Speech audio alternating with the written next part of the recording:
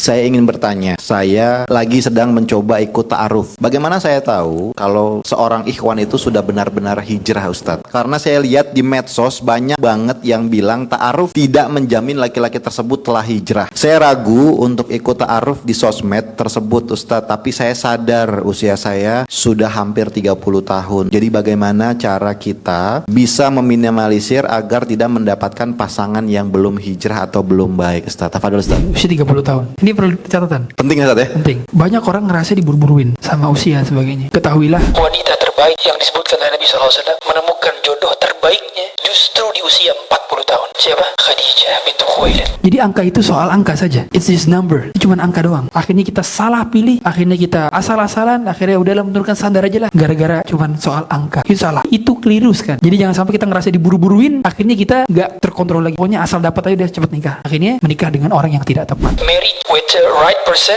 make you grow up every day. Menikah dengan orang yang tepat itu membuatmu bertumbuh setiap hari. Sehingga kita butuh untuk teman sehidup sesurga, bukan sehidup semati doang. Makanya saya katakan dia nggak sembarangan, nggak asal ini orang, waduh konten-kontennya quote-quote semua nih, quotable banget. Nikah sama orang inilah, bagus nih orang ini kayaknya nih.